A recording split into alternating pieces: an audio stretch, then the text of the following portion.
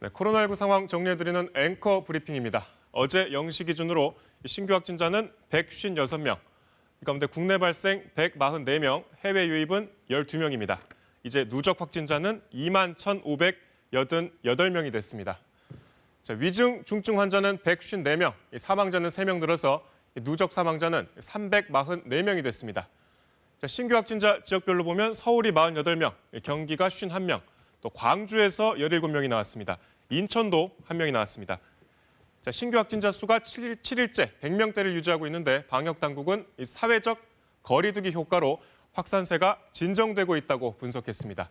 매일 반복하고 있는 얘기입니다만 지역별 소규모 집단 감염은 계속되고 있습니다. 종로구청 소속 기간제 근로자 8명이 확진 판정을 받았고 지난 5일 첫 확진자가 발생한 영등포구 1년 종종 서울 포교소 관련해 4명이 추가로 확진됐습니다. 역학조사 결과 이곳은 환기가 잘 되지 않는 밀폐된 구조였던 것으로 드러났습니다. 서울시는 산발적인 감염이 잇따르자 여의도, 또 뚝섬, 반포 한강공원 일부 지역의 출입을 통제하고 밤 9시 이후에는 공원 내 매점, 카페, 음식점 운영도 중단시켰습니다. 또 한국외식업중앙회에 한강공원의 배달 주문 접수를 줄여달라고 요청했습니다.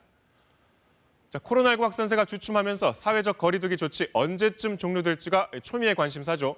전국적인 2단계 조치는 20일까지, 수도권의 강화된 2단계 조치는 13일까지로 예정돼 있습니다. 방역당국은 이번 주말까지 거리두기가 잘 지켜진다면 추가적인 연장은 없을 것이라고 밝혔습니다.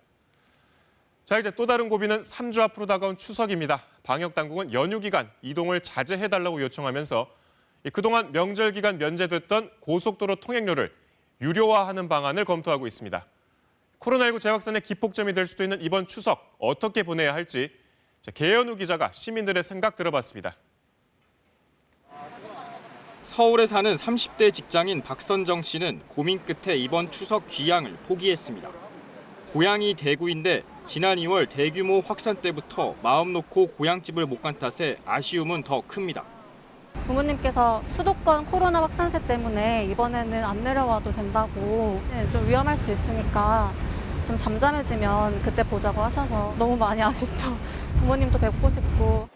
고령자들이 많이 사는 고향 마을에선 오히려 오지 말라고 먼저 연락이 오기도 합니다.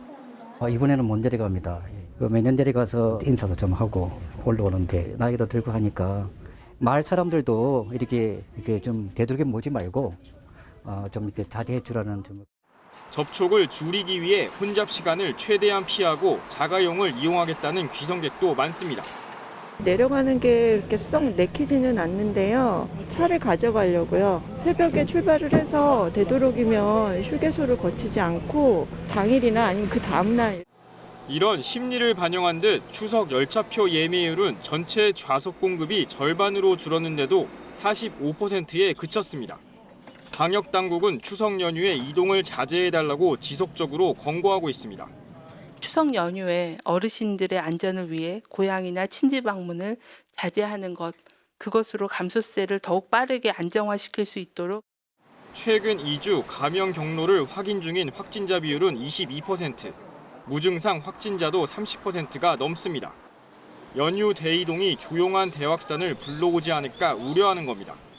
실제 확진자 수는 여름 휴가가 본격화된 지 2주 정도 지난 시점부터 100명을 넘어서더니 광복절 연휴까지 거치면서 지난달 27일 400명을 넘었습니다. 일부 자치단체를 중심으로 연휴 기간 시립묘지를 폐쇄하는 등 자발적 고향 방문 자제 움직임은 계속 확산하고 있습니다. KBS 뉴스 계현우입니다.